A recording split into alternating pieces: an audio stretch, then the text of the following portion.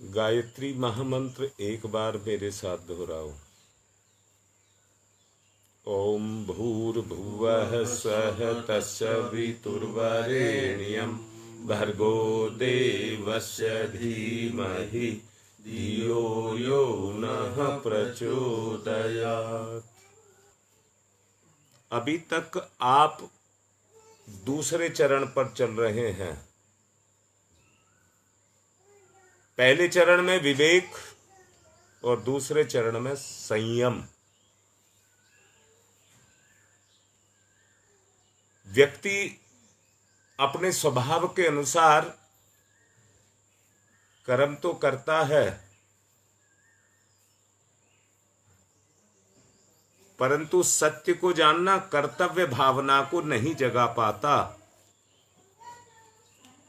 दोबारा से बोल रहा हूं और दोबारा से ये बोल रहा हूं, मैंने ये देखा,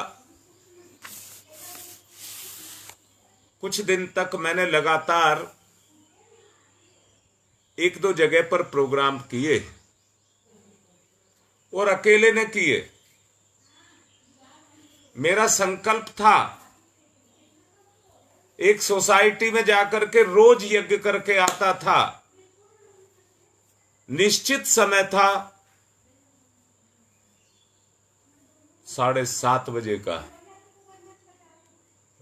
मंदिर था, मंदिर में जाकर के रोज यज्ञ करके आता, परंतु सब मुझे पागल समझते और ये सोचते ये पागल है, रोज आता है, यहां यज्ञ करके चला जाता है। परंतु देखते रोज थे। रोज देखने के कारण उनमें बिखराव शुरू हुआ। एक आध मेरे नजदीक आया, मेरे से बात की। जब बात की, उनके मन में भी ये जगा कि हमें भी यज्ञ करना चाहिए। अपना भला करना है तो हमें भी यज्ञ करना चाहिए। जो उस समय पर आदमी ये सोच रहा था ये पागल है, रोज इतनी दूर आता है और यज्ञ करके चुप चला जाता है, किसी को कुछ नहीं कहता। जब उसमें भेद पैदा होना शुरू हुआ तो धीरे धीरे कुछ व्यक्ति मेरे साथ आकर के जुड़ते गए। जो जुड़ते चले गए, उन जुड़ जाने के कारण उनके अंदर यज्ञ के प्रति रुचि जगने लगी और अपने दैनिक जीवन के कर्म में उनको यज्ञ भी एक कर्म दिखाई देने लगा। कर्तव्य भावना का जागरण। अब आपको समझ आया होगा, कर्तव्य भावना का जागरण। जहां व्यक्ति में इतनी क्षमता पैदा हो जाए कि हर्ष विरोध को भी सह जाए, जहां व्यक्ति में इतनी सामर्थ्य पैदा हो जाए कि वो सामाजिक सांसारिक विरोध को भी सह जाए और फिर भी उस पुनीत आत्मीय कर्तव्य के अंदर अपने विश्वास को ही ना जगाए, उसके साथ साथ उसमें रस भी ले, फिर उस कार्य को किसी परिणाम के लिए नहीं, फिर उस कार्य को अपनी आत्म संतुष्टि के लिए किया जाता है। व्यक्ति का गौरव कर्म करने में है। जब व्यक्ति इस आधार पर कर्म को करता है तो उसको आत्म संतोष मिलता है। कर्मयोग सर्वसुलभ है और सर्वमान्य है। सर्वसुलभ है और सर्वमान्य है। अगर इच्छा है तो उसको कोई भी कर सकता है। आदमी संकल्प तो लेता है, पर थोड़े दिन संकल्प को निभाता है और धीरे धीरे उसके उस संकल्प के अंदर लापरवाही आना शुरू हो जाता है। लापरवाही आ जाने के कारण जो संकल्प की शक्ति थी या कर्तव्य की भावना थी, वो नहीं निभ पाती। अच्छा, मैं फिर से कहता हूं, एक बात सुनिए, धर्मनिष्ठ किसको कहते हैं? जरा सोचो जो मैंने कहा है। आप धर्मनिष्ठ किसको कहते हैं? जो साधु का वेश बना ले, या और इधर उधर की बात नहीं कह रहा, दूसरी बात यह कह रहा हूं, जो कर्म निष्ठा पर पूर्णतया समर्पित हो। बताइए, ऐसा व्यक्ति धर्मनिष्ठ होगा कि नहीं होगा? जो यही ना देखता हो कि कौन सुन रहा है, कौन मान रहा है, कौन कर रहा है, इस बात को ना देखता हो, पर अपने आप में कर्म में विश्वास रख करके और कर्म को करता हो, ऐसा कर्मनिष्ठ आदमी अपने आप धर्मनिष्ठ बन जाता है। अर्थात कर्म ही वो साधन है जिसके आधार पर व्यक्ति धर्मनिष्ठ बन सकता है। और फिर से कह रहा हूं, अगर किसी के जीवन में प्रसन्नता नाम की कोई चीज है तो वो कहां से आएगी? धर्मनिष्ठ अगर व्यक्ति होगा, अपने कर्तव्य के द्वारा धर्म की पूर्ति करेगा, तो कोई ताकत नहीं है कि उसको प्रसन्नता ना मिले। कोई ताकत नहीं है, परंतु अंतर एक है, जान लेना, उस अंतर को जान लेना।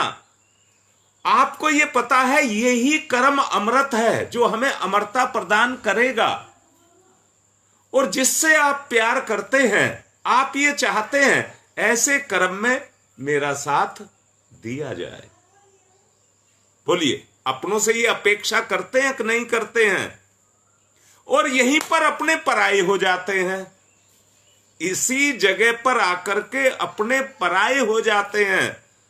दोबारा से कह रहा हूं, धर्म पथ का व्यक्ति अपने कर्तव्य पथ पर हमेशा अकेला चला है, हमेशा अकेला चला है, और उसने अपने धर्म को, याद रखना, दूसरों में उस प्रभाव को जगाने के लिए, उसको एहसास कराने के लिए उस कर्म को वो करता है। परंतु जान लेना,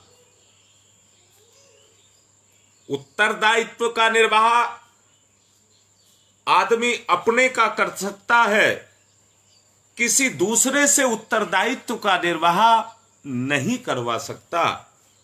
बस कर्म में अकर्म, कर्म में कर्तव्य भावना, इसी से उसको ठेस पहुंचती है, और ठेस पहुंचने से व्यक्ति उसी में जाकर के उलझ करके रह जाता है।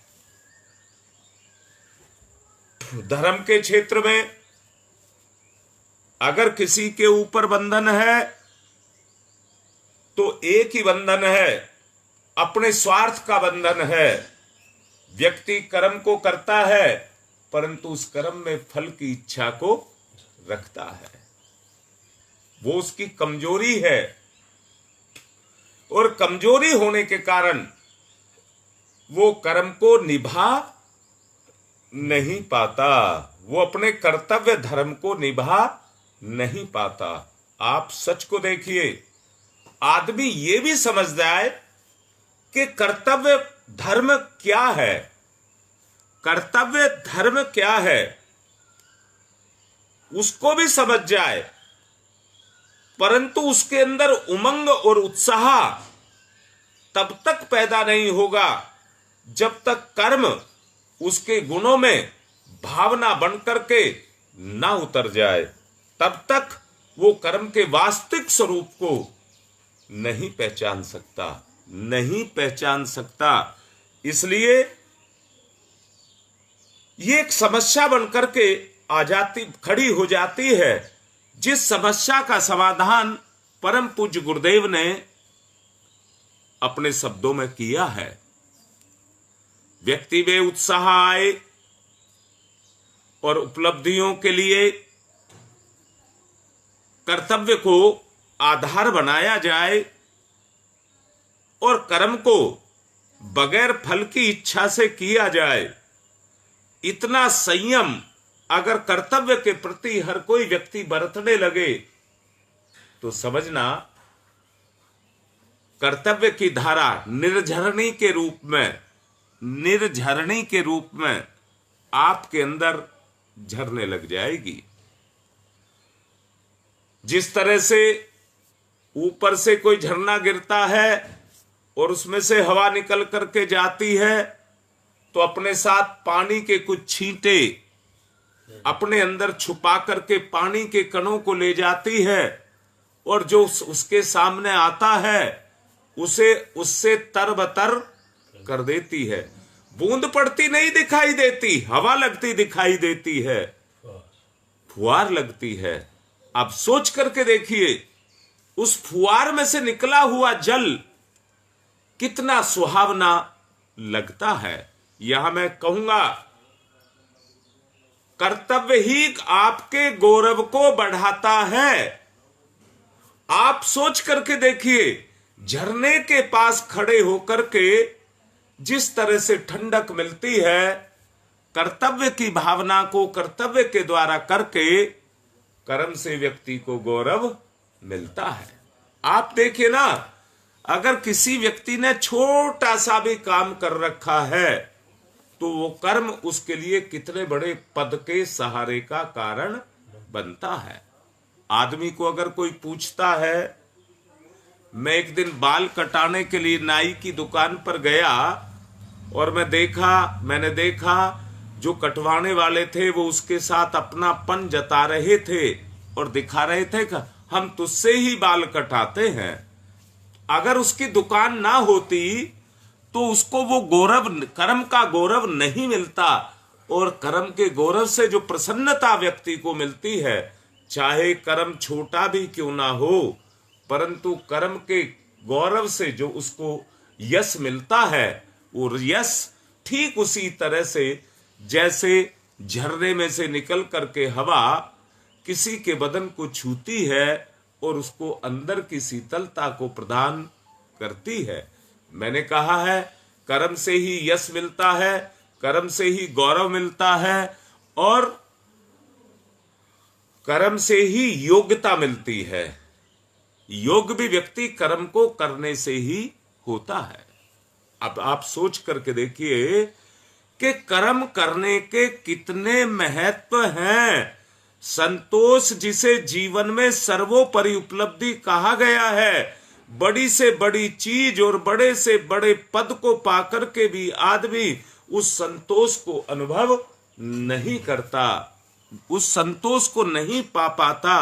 वो निरर्थक पद भी और उसके साथ जुड़े कर्म भी जीवन में कोई महत्व नहीं रख पाते और निरर्थक चले जाते हैं, निरर्थक चले जाते हैं। और निरर्थक जाने के कारण आप सोचिए, ऐसे व्यक्ति का जीवन जिसने जीवन को जिया और उसको कोई महत्व नहीं देता, उसको कोई महत्व नहीं देता, उस व्यक्ति का जीवन कैसा होगा, उस व्यक्ति का जीवन कैसा होगा। और याद रखना, जो इस धर्म के क्षेत्र में चला है उसको समय के साथ उन कायरों के साथ युद्ध करना पड़ता है जिनमें संयम नाम की कोई चीज नहीं होती है। याद रखना, मजाक वही उड़ाएगा जिसका करना बस की नहीं है, करते हुए को देख करके वही हंसेगा जिसके करना बस की नहीं है, वही उसमें कमी भी निकालेगा। और जो उसके सही महत्व को समझेगा, सही उसको समझेगा, वो करते हुए को देख करके गंभीर हो जाएगा और कहीं ना कहीं उसके मन में इस तरह का विचार उभर करके आएगा कि ठीक यही है, मुझे भी इस कर्म को करना चाहिए। उतनी क्षमता आपको सहन शक्ति के रूप में उतनी क्षमता पैदा करनी पड़ेगी। अब मैं एक सवाल कर रहा हूं, जरा बताओ, सूरवीर किसको कहते हैं? बोलो, सूरवीर किसको कहते हैं? मैं फिर से कहता हूं, जो कर्मनिष्ठ है वो ही सूरवीर है। जो कर्म से विमुख नहीं होता, कर्म को पूरी हिम्मत के साथ करता है, वो सूरवीर कहलाता है। आप सोच करके देखिए, दूसरों को जिस हित के साथ, पुण्य परमार्थ के साथ, जिन उपलब्धियों के साथ हम उसको जोड़ते हैं, भलाई के लिए करते हैं, सोच करके देखिए वो छोटे से छोटे कर्म व्यक्ति के लिए कितने बड़े से बड़े बनकर के खड़े हो जाते हैं। बस एक ही बात कह रहा हूं, कर्म में स्वार्थ नहीं होना चाहिए। कर्म में स्वार्थ नहीं होना चाहिए। यश की पुण्य के आधार पर मिलता है, यश भी पुण्य के आधार पर मिलता है। इसलिए यश पाने की इच्छा ना करें, कर्म करने की इच्छा करें। हां बेटा, जो तन से और मन से कर्म को करता है, बगैर किसी खिन्नता को, बगैर किसी भी तरह के विकार को अपने अंदर रख करके करता है, दिखावे में नहीं, अंदर से ही करता है, वो कर्म के प्रति उतना ही समर्पित होता जाता है। कर्मनिष्ठ, धर्मनिष्ठ, सूर, वीर, महापुरुष, मैंने कहा ना, कर्म के करने से व्यक्ति को गुण मिलते हैं, और गुण मिलने से क्या होता है?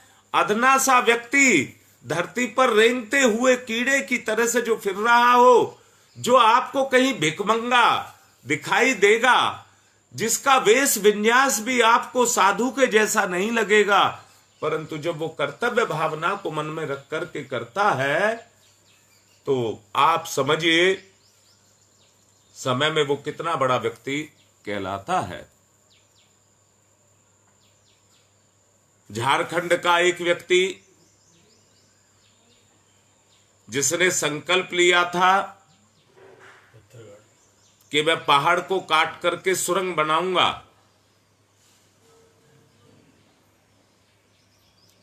खनन विभाग ने उसको पकड़ा, जेल में डाल दिया, समय ने उसको लताड़ा, पत्नी बीमार हुई और एक्सपायर हो गई, मर गई, कोई आगे पीछे नहीं रहा, कोई संतान पैदा नहीं की, केवल अपने कर्म में जुटा रहा।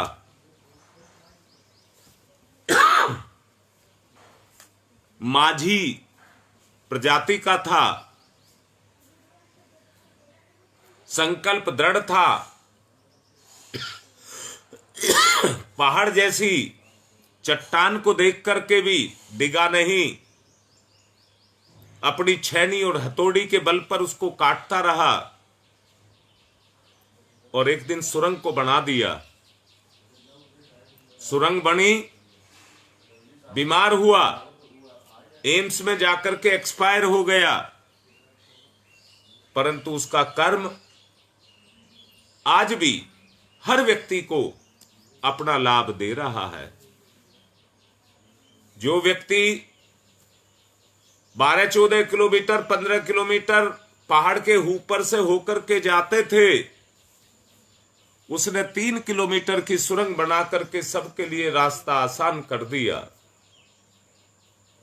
अर्थात पहाड़ जैसी भी अविचल शक्ति, जिसका संकल्प मजबूत होता है, उसको अपने कर्म को करने के लिए रास्ता देती है, रास्ता देती है। इस आधारों पर ये तथ्य सामने निकल करके आता है कि कर्तव्य की भावना का कितना महत्व है। इसलिए कर्तव्य की भावना को समझना चाहिए। योगी को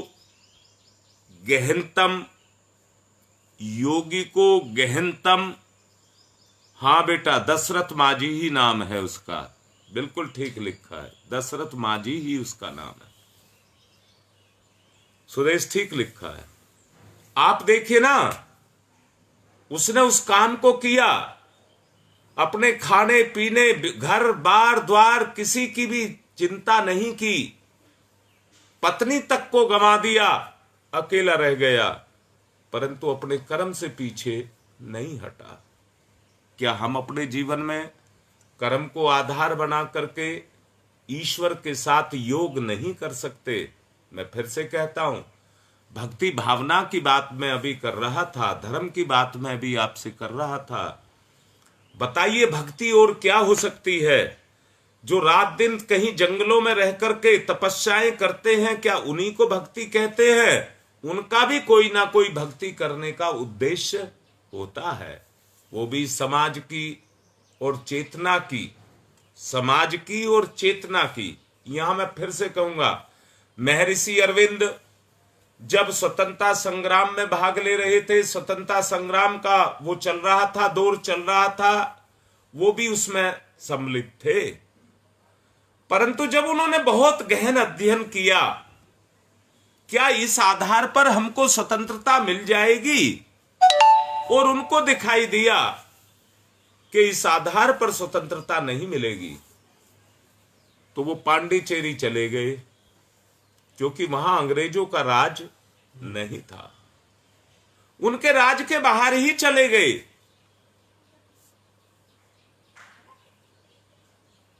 और बाहर जाकर के उन्होंने तपस्या की, और उनकी तपस्या के बल पर अनेक सूरवीर पैदा हुए, जो 15, 20, 25 साल की अवस्था में ही इतने सूरवीर थे कि उन्होंने अपनी जान की परवाह नहीं की और इस आजादी के लिए अपने आप को कुर्बान कर दिया, कुर्बान कर दिया। मैं ये कहूंगा, भौतिक क्षेत्र में जिसने भी जो आजादी के लिए किया है, मैं उसको कोई मना नहीं कर रहा, परंतु महर्षि अरविंद की तपस्या की बात मैं आपसे कर रहा हूं। उनका भी एकांत में जाकर के तपस्या करना, उन्होंने किसी उद्देश्य के लिए, जो देश आजाद हो उसके लिए कर्म को किया। दशरथ महाजी ने भी समाज की सुविधा के लिए, भलाई के लिए अपने कर्म को किया। मैं फिर से कहता हूं, जिसके अंदर संयम काम करता है, आदमी कर्म तो करना चाहता है, सत्य का हर किसी को पता है कि सच्चाई क्या है, परंतु अपनी इंद्रिय कमजोरियां, कमियां उसमें बीच में आड़े आकर के व्यक्ति को करने नहीं देती। आपका कर्म आप अडिग होकर के जब करते हुए चले जाएंगे, और आपको अडिग करते हुए देख करके आपके अपने ही टूट टूट करके आपके पास आने लग जाएंगे।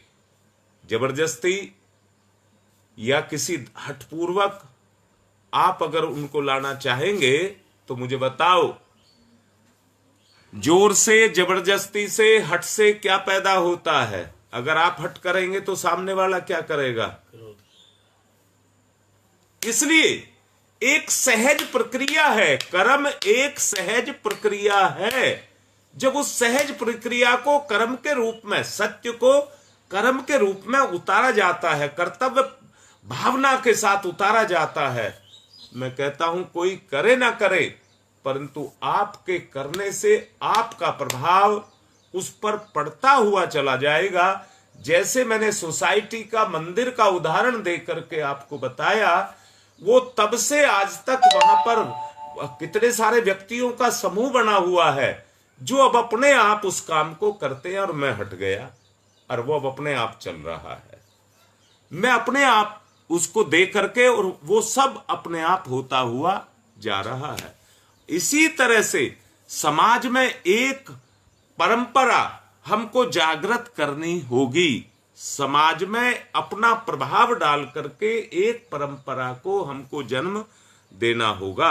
याद रखना, रात दिन आपके ऊपर पड़ने वाला जो प्रभाव है, आपकी चेतना पर जो पड़ने वाला प्रभाव है धार्मिक भावना का, वो आपको सहज रूप में विचलित नहीं होने देगा। जब निरंतर व्यक्ति की भावना कर्तव्य के साथ जाकर के जुड़ जाती है और उसमें वो सत्य को ढूंढता है, तो उस भावना के जुड़ जाने के कारण आपकी इंद्रियां आपको भटका नहीं सकती। उनमें क्या आ जाता है?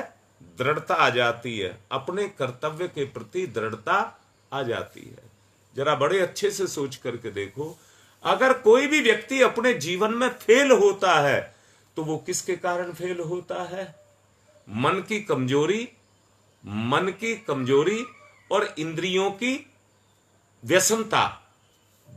इंद्रियों के अंदर जब व्यसन आकर के समा जाते हैं तो वही व्यक्ति की कमजोरी होती है।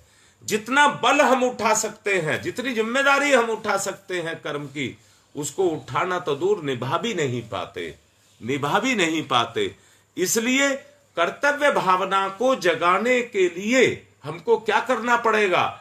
इंद्रियों के अंदर उस ताकत को पैदा करना पड़ेगा जिसके बल के आधार पर हम अपने अंदर उस शक्ति का जागरण कर सकें। उस शक्ति को हमें अपने अंदर जगाना होगा। यही कर्म की व्यवस्था है। मैं फिर दोबारा से कहता हूं, अगर कोई व्यक्ति सूर, वीर, बहादुर, धर्मनिष्ठ, कर्तव्यनिष्ठ बनना चाहता है तो उसे कर्म के सही स्वरूप को समझ करके उसको महत्व देना होगा। मैंने अभी कहा था, अभी आप दूसरे चरण में चल रहे हैं। दूसरे चरण में अभी आप चल रहे हैं और दूसरा चरण किसका है? अर्जुन का। अर्जुन गुणी होते हुए भी और श्री कृष्ण के जैसा गुरु पाकर के भी अपने कर्तव्य से बार बार विमुख हो जाते थे। धर्म की भावना नहीं, जो परिवार का प्रभाव है, जो रिश्तों का प्रभाव है, वो बार बार उसको विचलित कर देता था। अब मैं भी कह रहा हूं, अगर आप उस सत्य को समझ रहे हैं तो अपने परिवार में उपद्रव खड़ा ना करें। आप अपने कर्तव्य धर्म को अपने स्तर पर निभाएं, अर्जुन के तरीके से। श्री कृष्ण भगवान ने अर्जुन को यही कहा था कि मैं तेरे साथ हूं और ये धर्म युद्ध है, तू इसमें आगे चलेगा, तेरे पीछे से मैं तेरी सहायता करूंगा। मैं भी आपसे कह रहा हूं, आप करिए तो सही, गुरु की सत्ता आपके साथ है। जो भी अनुभव आपको अब होते हुए चले जाएंगे, ये 5 चरण में होंगे। मैंने इन्हीं को 5 पांडव भी कहा था। यही 5 प्राण हैं, यही 5 गायत्री के मुख हैं, यही 5 तत्व हैं, यही ब्रह्मा के 5 मुख हैं। इन्हीं में ही सब कुछ छुपा है। अभी आप दूसरे चरण में हैं, अर्थात अर्जुन की भूमिका को निभा रहे हैं। जिस दिन आपके अंदर एक चीज आ गई, समर्पण, करिष्ये वचनम त्वं, जो आप कहेंगे मैं उसी कार्य को करूंगा, जब आपके अंदर ये स्थिति पैदा हो जाएगी तो किसी से आपको उलझना नहीं पड़ेगा और सहज रूप में कर्म आपके परिवार में अपने आप चालू हो जाएगा।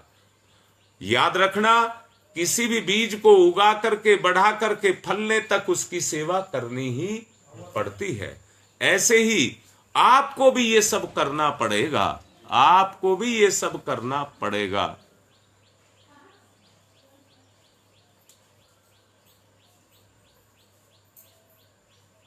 हाँ बेटी, करिए, लग जाइए, इसमें लग जाइए।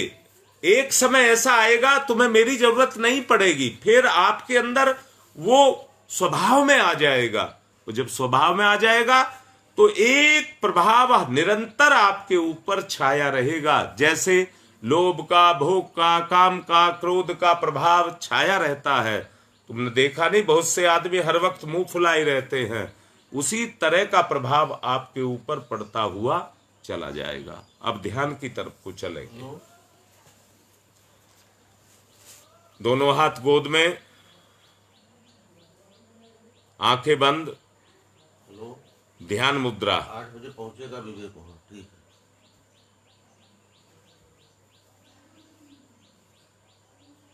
है। ध्यान मुद्रा, एकाग्रता, मंथन, अपने भीतरी दृष्टिकोण को देखें,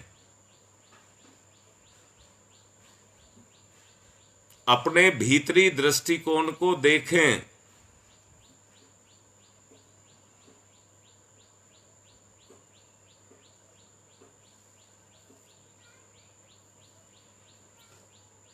और देख करके कमियों को सुधारें। इसलिए मंथन शब्द दिया है।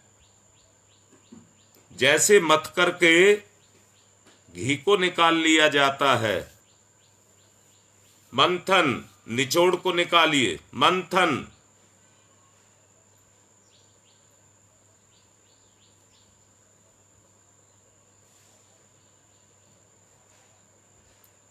जब अंदर का स्वरूप बदलेगा तो बाहर का बदला हुआ दिखाई देगा।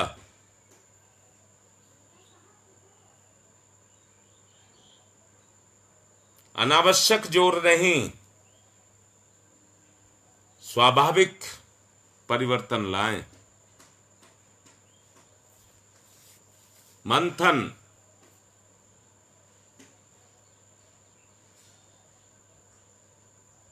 आपने देखा हो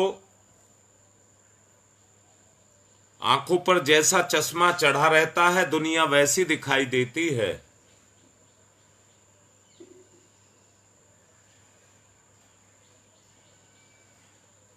परंतु दुनिया वैसी है जैसी भगवान ने बनाई है। हर एक के पीछे उसका सत्य लगा हुआ है।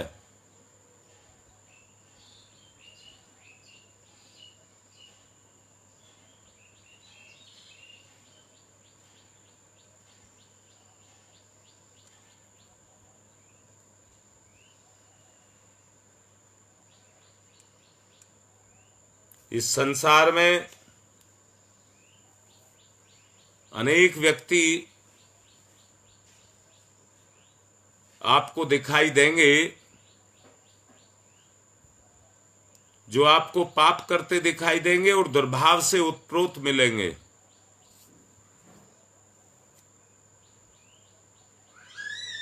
हमें उनके प्रभाव में नहीं आना चाहिए।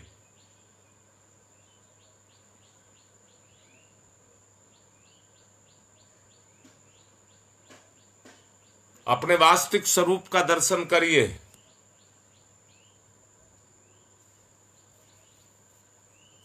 अनेक व्यक्ति इस संसार में हैं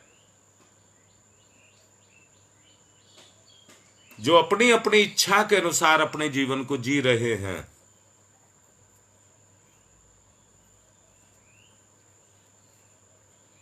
आत्मगौरव, आत्मसम्मान, आत्म प्रसन्नता,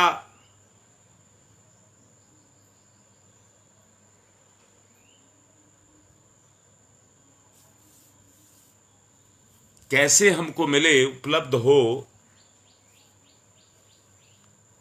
उसको ढूंढें।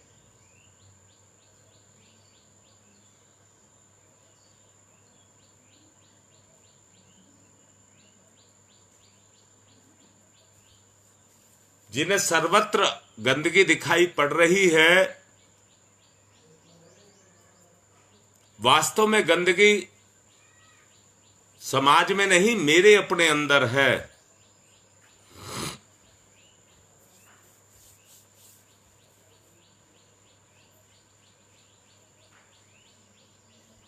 विवेक से ही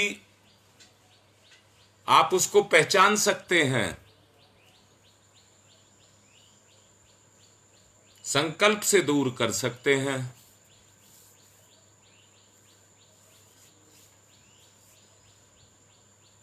पशु कर्तव्य और कर्तव्य अकर्तव्य को नहीं समझता है। इसलिए कर्तव्य की भावना उसके अंदर नहीं होती है।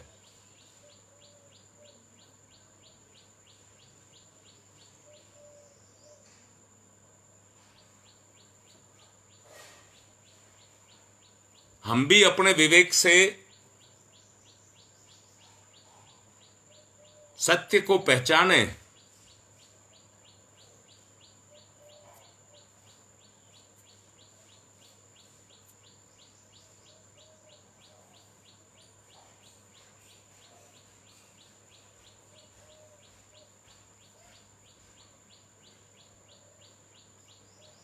ध्यान मुद्रा, एकाग्रता,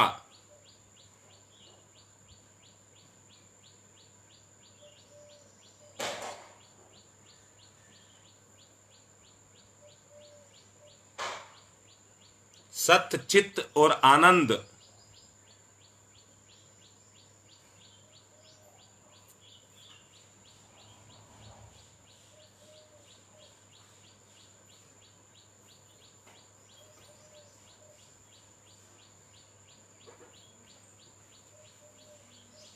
इस दुनिया में अच्छाई की भी कमी नहीं है तो बुराई भी कमी नहीं है।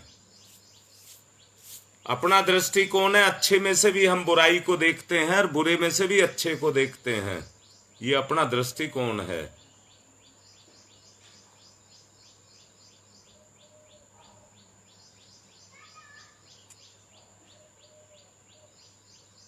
एकाग्रता, विचलन को, बिखराव को रोकिए, प्रगाढ़ होइए।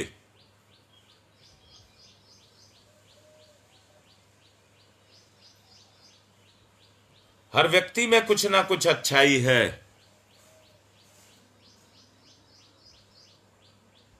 अपने आप से पूछिए, बुरे व्यक्ति में भी क्या अच्छाई है? अपने आप से जांचिए।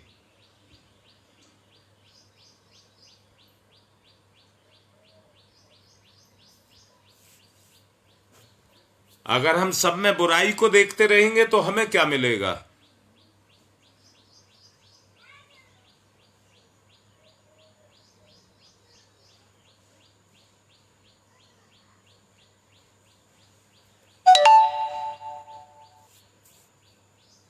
गहनता,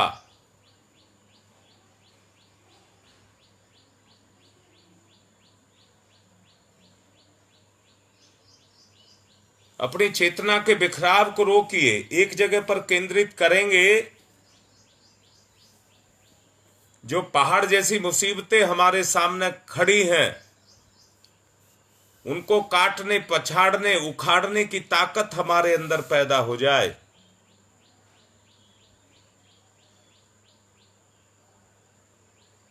ध्यान की एकाग्रता, बुराइयों पर चित्त को मत ले जाइए।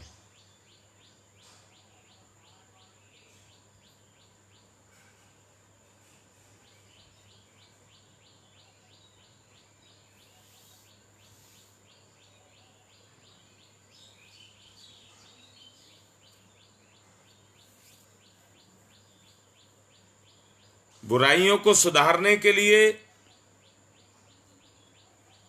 हम घृणा का नहीं, सुधार सेवा का दृष्टिकोण अपनाएं।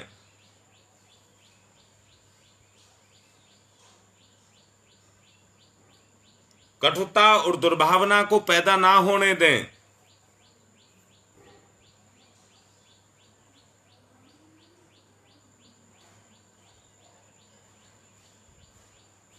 संघर्ष और विरोध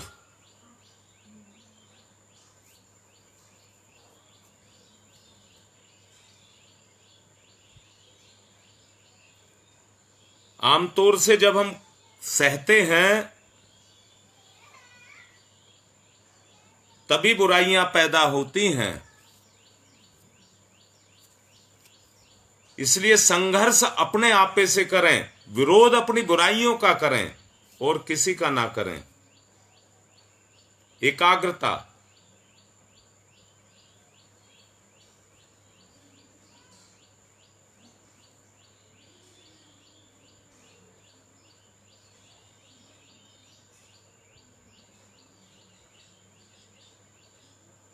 हाथ मलिए, मुखमंडल पर फिराइए। अंधकार छट रहा है, तेज बढ़ रहा है, धीरे धीरे आंख खोलिए। ये तेज अपने तेज में जाकर के समा जाए। मंथन मंथन। आज की बात समाप्त। आज कार्यक्रम बारे में बता देंगे। कोनिया क्षेत्र को फिर से सूचना है, अभी 9 बजे बाबा राम के यहां पर अभी प्रोग्राम है पूरी में और आज हमारी विदाई भी है। जिनको हमसे लगाव हो वो आ जाएं। अभी 9 बजे से शुरू होगा, शीघ्रता करें। ओम शांति ही शांति ही शांति ही।